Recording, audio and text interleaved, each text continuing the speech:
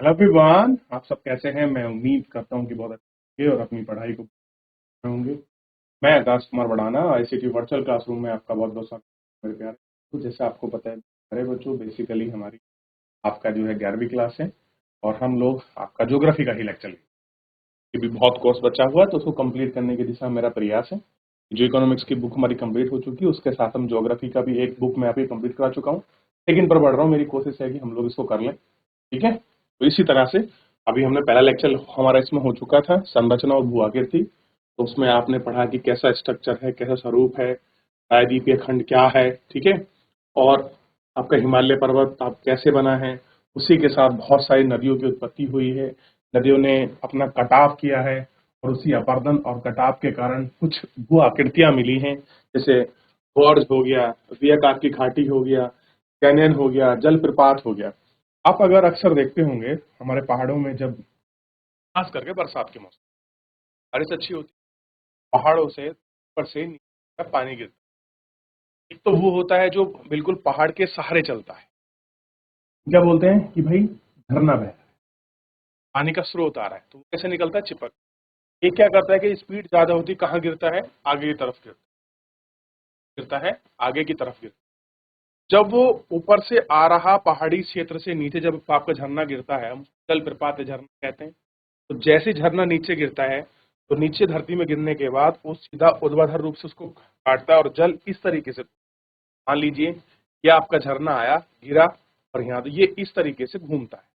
तो ये घूमने के बाद जो नीचे कटाव करता है, इसको बोलते हैं आपका, ये भी अपरदित होता है। अगर बड़े छोटे रूप में गिरा है तो उसको बोलते हैं छिपरी का, बड़े रूप में गिरा जलप्रपात। ठीक है, ये मेरा समझाने का था, मैंने समझा दिया। अब आप देखते हैं कुछ मैदान हमको देखने के लिए मिलते हैं। मैदान क्या है? मैदान है सिंधु गंगा ब्रह्मपुत्र में। भारत की तृतीयक भू वैज्ञानिक खंड सिंधु गंगा ब्रह्मपुत्र नदी का मैदान है। मूलतः यह एक भू अभिनति गर्त है। कैसा है? यह आपका एक भू अभिनति गर्त है, जिसका निर्माण मुख्य रूप से हिमालय पर्वतीमाला निर्माण की प्रक्रिया के चरण में लगभग 6.4 करोड़ वर्ष पहले कितना हुआ है। अगर आप देखेंगे, गंगा हुआ, सिंधु हुई, गंगा और ब्रह्मपुत्र, ये तीन नदियां हैं। ठीक है, और इन नदियों ने भारत के पर जो उत्तरी हिस्सा है, तो उन्होंने बहुत ज्यादा सिंचित, उपजाऊ और मैदानी रूप में अपना योगदान दिया है। क्लियर है? ये देखिए। ठीक, ठीक है। तो जिसका निर्माण कैसे हुआ है? एक भू अभिनति गर्त गर्त, यानी कि जब यूरेशियन प्लेट आपके इंडियन प्लेट से टकराई, इस तरीके से वो अंदर गई, ऊपर होगी, भूसन्नति हुई, उसी गर्त माने गड्ढा। कैसा बना? एक आपका गड्ढा बना। अब देखिए, बीच में आपका एक सागर था, उसका नाम आपको बताना है। इधर आपका यूरेशियन प्लेट, इंडियन प्लेट, दोनों आपस में आकर मिली, इस तरीके से दब ये अंदर गई। ठीक है, ये वाली, सॉरी, ये वाली अंदर गई, तो यहाँ इसके बीच में जब ये अंदर गई तो यहाँ एक बीच में खाई बन गई, खाई यानी कि गर्त। तो गंगा ब्रह्मपुत्र नदियों के अवसाद से ही लाए गए, जिससे उससे मैदान बना है। ठीक, और ये मैदान कितना है? 6.4 करोड़ वर्ष पहले। तो कितना है? 6.4 करोड़ वर्ष पहले। और पृथ्वी कब बनी है? आपने पढ़ा था 64 या 65 करोड़ वर्ष पहले। क्लियर है? इसे हिमालय और प्रायद्वीप से निकलने वाली नदियां अपने साथ लाए हुए अवसाद से पाट रही हैं। कैसे करती हैं? जो नदियां आपके हिमालय से निकलती हैं, कुछ प्रायद्वीपीय भाग से निकलती हैं, उन्होंने आके इस गर्त को भरा। कैसे भरा? इस गर्त को भरा। ये जो गड्ढा बना हुआ था, ये गर्त था, इसको भर दिया। यही है आपका सिंधु, ये गंगा और ये ब्रह्मपुत्र। ये बेसिकली ऐसे ना होकर इस रूप में, ऐसे। ठीक, इस तरीके से इन्होंने पूरे क्षेत्र को आपका फुलफिल कर दिया। ठीक, इन मैदानों में जलोढ़ की औसत गहराई 1000 से लेके 2000 मीटर। कितना है? 1000 से 2000। ऊपर लिखित वृत्तांत से, वृत्तांत मतलब होता है कहानी, कोई किस्से से हमें पता चलता है कि क्षेत्रों की भू संरचना में महत्वपूर्ण अंतर है। इसके कारण से दूसरे पक्ष धरातल और भू आकृति पर भी दूरगामी प्रभाव पड़ा। भारतीय उपमहाद्वीप में भू वैज्ञानिक भू आकृति पर उच्चावच आपके महत्वपूर्ण प्रभाव पाया। क्या पाया जाता है? महत्वपूर्ण प्रभाव पाया जाता है। ये था आपका बेसिकली गंगा का मैदान कैसे बना। ये छोटी स्थिति में आपको समझा।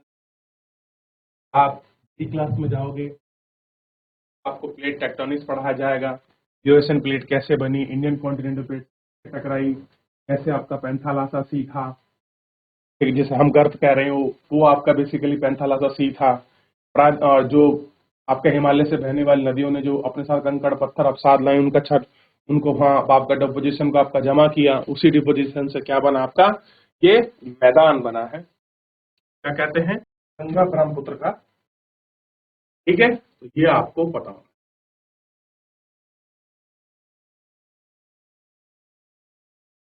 चलिए देखिए, आपने किसी स्थान की भू आकृति, उसकी संरचना, प्रक्रिया और विकास की अवस्था का परिमाण। कह रहे कि अगर कोई भी कहीं की भू आकृति है तो उसके स्ट्रक्चर की वजह से, उसके प्रोसेस की वजह से और उसके डेवलपमेंट की स्टेज की वजह से ये हमें दिखाई देती। चलिए, अब कह रहे हैं कि इसके उत्तर में बड़े क्षेत्र में उबड़ खाबड़ है, यानी कि जो नॉर्थ एरिया है इसमें कैसा है, उबड़ खाबड़ स्थल आकृति। ठीक, अब जैसे क्यों है उबड़ खाबड़, क्योंकि यहाँ क्या है आपका हिमालय पर्वत है।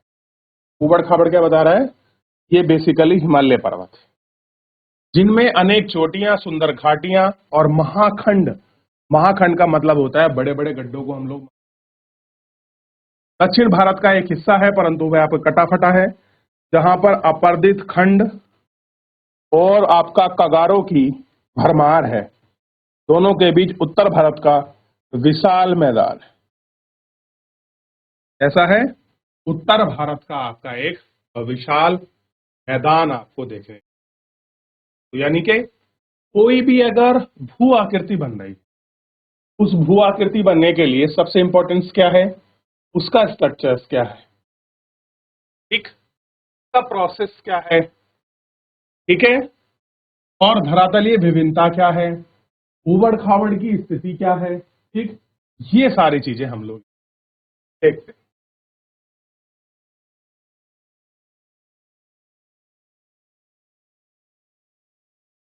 ठीक है,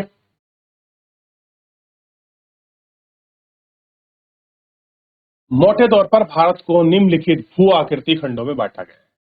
पहला है उत्तर और उत्तर पूर्वीय पर्वतमाला, कुछ उत्तर में और उत्तर पूर्वी में पर्वतमाला। उत्तर का मतलब हिमालय, उत्तर पूर्व का मतलब गारो, खासो, मिकिल, मिकमरी, नागा, पटकाई भूम, मिजो हिल्स, उनकी बात कर रहा है। यानी कि आपका जो अरुणाचल प्रदेश में है, कुछ नागालैंड में है, कुछ मणिपुर में है, कुछ मिजोरम में है, कुछ मेघालय में है और कुछ आपकी जो है आपकी त्रिपुरा में है।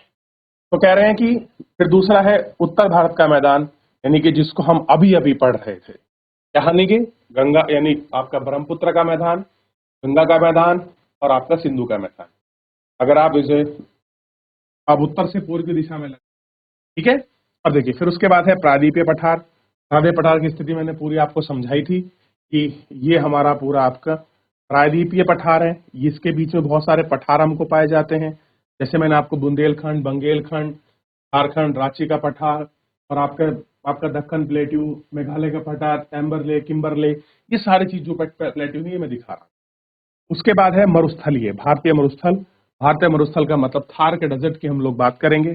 तटीय मैदान जो आपके कोस्टल प्लेन्स हैं, यहाँ पर कुछ मैदान पाए जाते हैं, जैसे आपका उत्कल कोस्ट है, उत्तरी सरकार है, ये काठियावाड़ है, ये कोंकण है, ये मालाबार है, ये जो आपके तट हैं। फिर उसके बाद द्वीप पाए जाते हैं। द्वीप में मतलब अरब सागर और आपकी बे ऑफ बंगाल की खाड़ी में स्थित जो आपका द्वीपों की संख्या है, उनको हम इसमें आपका, ठीक है।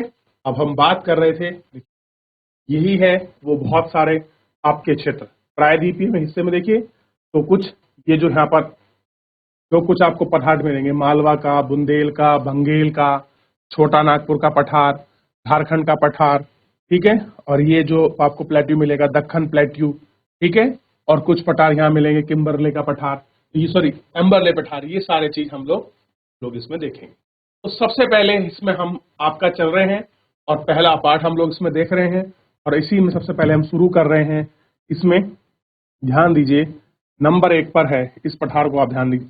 पठार नहीं है, ये पहला क्षेत्र है, उत्तर और उत्तर पूर्वीय पर्वतमाला, यानी कि उत्तर और उत्तर पूर्वी माना मतलब हिमालय की बात कर रहे हैं। उत्तर में क्या है आपका, ध्यान दीजिए, तो उत्तर तथा उत्तर पूर्वी पर्वतमालाओं में हिमालय पर्वत और उत्तर पूर्वी पहाड़ियां शामिल हैं। तो कौन कौन क्षेत्र है, या उत्तर में आपका हिमालय पर्वत और उत्तर पूर्वी पहाड़ियां शामिल। हिमालय के कई समानांतर पर्वत श्रृंखलाएं हैं और इसी में कई आपकी पर्वत श्रृंखलाएं। इसमें बृहद हिमालय, पार हिमालय, मध्य हिमालय और शिवालिक हिमालय श्रेणी। हिमालय की 3 श्रेणियां पाई जाती हैं। कैसे मिलती हैं, 3 श्रेणियां। मैप है तो इसमें मैं आपको अच्छे से दिखा सकता हूं और आपको समझा भी सकता हूं। फिर इसे मैं रेड कर कर आपको दिखाने का प्रयास करूंगा थोड़ा सा। ये देखिए, अब ये इस तरीके से शुरू होगा।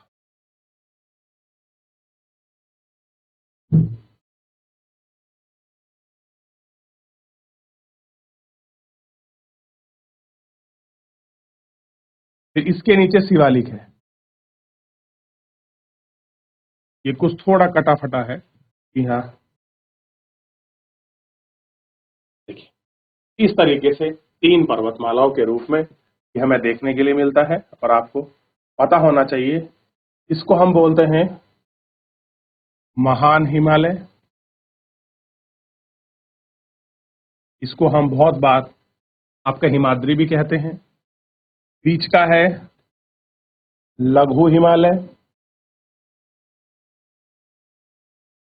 और ये जो पार का पाठ है वो बोलते हैं शिवालिक। शिवालिक हिमालय,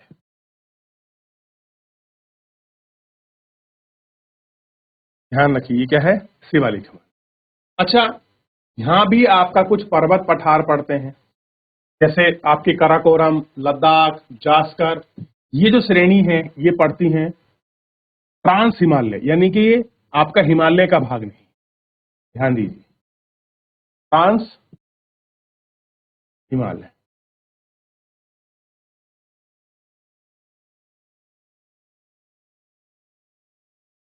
क्या है, ट्रांस हिमालय। राइट रहेगा, क्या है, ट्रांस हिमालय। लघु हिमालय, महान हिमालय, ट्रांस हिमालय में आपको ये सारी चीजें बड़ी क्लियर होनी चाहिए कि हिमालय कहाँ है। तो अब आपको क्लियर हुआ ना कि उत्तर पूर्वी पहाड़ी क्षेत्र में कई में हिमालय है। तो कौन कौन सा हिमालय है मैं आपको बताया था, ब्रत, इसी को महान हिमाद्री कहते हैं। जो पार हिमालय है, ये आप देख रहे हैं, पार यानी कि आपका ट्रांस, ठीक, ट्रांस हिमालय यही है आपका ट्रांस, को पार हिमालय कहा गया है। मध्य हिमालय और शिवालिक हिमालय प्रमुख श्रेणी है। तो ये तीनों श्रेणियां इसी के अंतर्गत है। शायद आप इसको बहुत बड़ी कह लीजिए, महान कह लीजिए, आप इसको मध्य या लघु कह लीजिए, इसको शिवालिक कह लीजिए। शिवालिक को आउटर हिमालय भी कहा जाता है, भारी हिमालय के नाम से भी जाना जाता है। तो कंफ्यूज नहीं होना है, ठीक है, वो आपका तीनों श्रेणी। तो सबसे पहले इन तीनों श्रेणी का नाम लिखिए कि हिमालय उत्तर में स्थित है और इसको 3 श्रेणियों में बटा हुआ है, महान हिमालय, लघु ऑब्लिक मध्य हिमालय, नीचे का शिवालिक ऑब्लिक बाह्य हिमालय। अब आप ऊपर वाले हिमालय को जो पहला है उसको व्रत, महान या आपका हिमाद्री के नाम से भी ये देखने को मिलता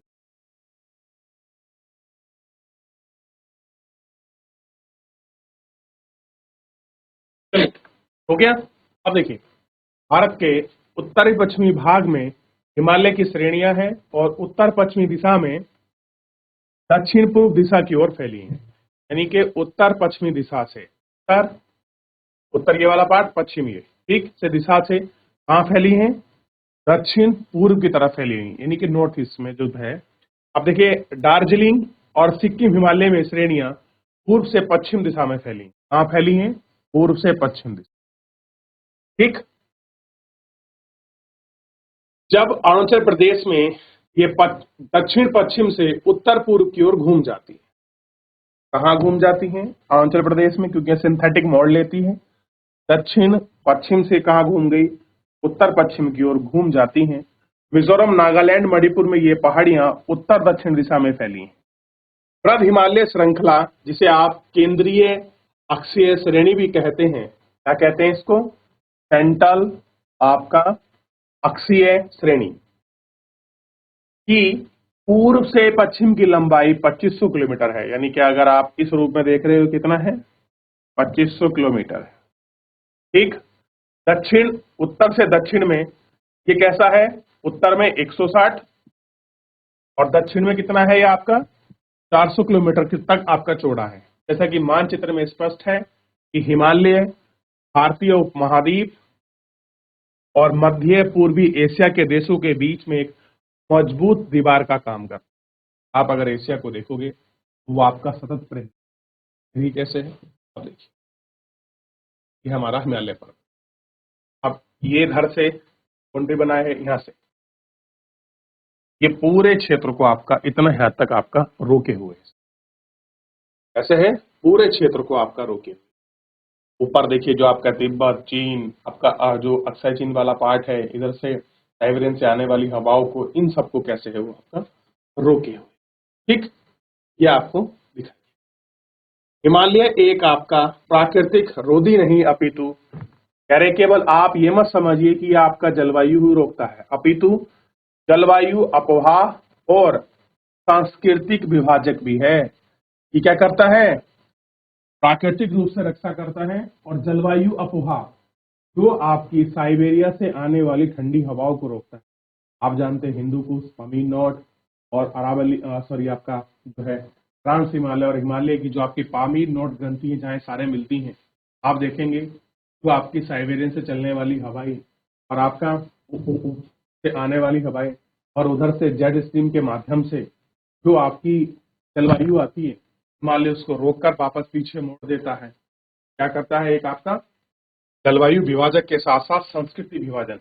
आप हिमालय पार की संस्कृति और रहन सहन कुछ अलग है, चाहे वहां धर्म कोई सा भी हो, और आपका हिमालय के पार की संस्कृति अलग है, आपको इस पर दिखाई देगी।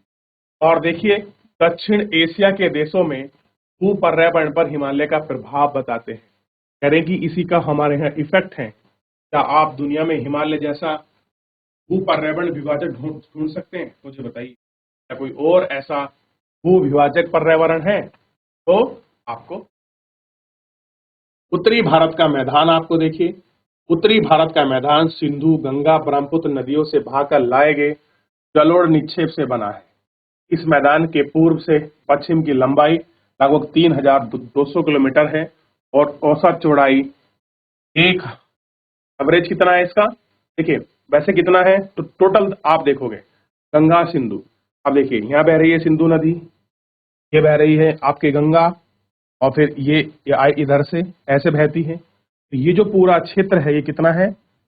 3200 किलोमीटर लंबा है और ये उपजाऊ क्षेत्र है। ठीक, इसकी औसत चौड़ाई कितनी है? आपका 150 से लेकर कितना है? 300 किलोमीटर तक इस रूप में चौड़ा है।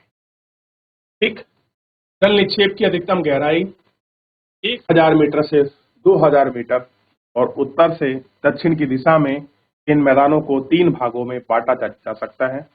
भावर, तराई और जलोढ़ मैदान के रूप में हमने इसको देखा है। ठीक है, जलोढ़ मैदान को आगे 2 भागों में रखा था, भादर और बांगर। भावर 8 से 10 किलोमीटर की चौड़ाई में पतली पट्टी है जो कि शिवालिक गिरिपाद, गिरिपाद का मतलब होता है फुट हिल रीजन।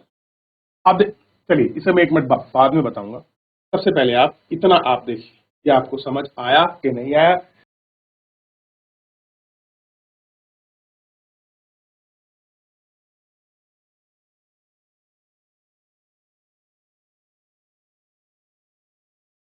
ये देखिए, अच्छा फिर आप देखिए, इसके नीचे 3 मैदानों की बात की गई है, भावर, तराई और जलोढ़ मैदान।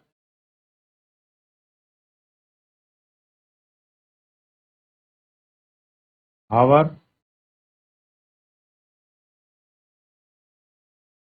जलोढ़,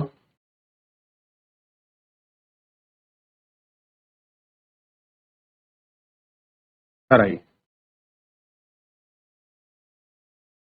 जलोढ़ में 2 आते हैं आप, एक खादर और एक बांगर। तो जो नवीन जलोढ़ है, कैसा है? नवीन, नवीन का मतलब नया या नूतन, तो वो आपका नवीन जलोढ़ है, उसको कहते हैं खादर। और पुराने जलोढ़ को बोलते हैं आपका पुराना, जो आपका जलोढ़ है। जलोढ़ मतलब आपका जिस क्षेत्र पर, जिस मिट्टी पर पानी भरा रहा हो, उसको हम क्या कहते हैं? बांगर। तो ये आपको ध्यान रहना चाहिए कि मैदानी भागों को भी किसमें बांटा गया है? आपका बेसिकली 3 रूप में बांटा गया है। मैं उनको एक बार दोबारा दिखा देता हूं, इसको ऐसे क्लीन कर कर दूसरे कलर से मैं देखिए। पहला है भावर,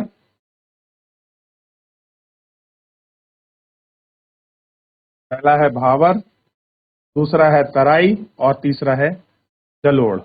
जलोढ़ में भी 2 पार्ट देख लिया आपने। पहला देखा खादर और दूसरा देखा आपने बांगर। क्लियर है? ये आपको ध्यान, ठीक। और जो आपका पर्वत पादीय क्षेत्र है, तो हम फुट हिल रीजन कहते हैं, वो भावर प्रदेश में पाया जाता है। ये दिखा रहा था ना आपको। तो कह रहे हैं कि भावर यानी कि ये आपका शिवालिक हिमालय के नीचे का जो ये वाला पार्ट है, कितना है? 8 से 10 किलोमीटर का जो है। आप कभी देहरादून से आपका सहारनपुर की तरफ जाएंगे तो मोहंड वाला जो क्षेत्र है वो इसी का एग्जाम्पल है, या सहारनपुर में जो शाकुंभरी देवी वाला क्षेत्र है।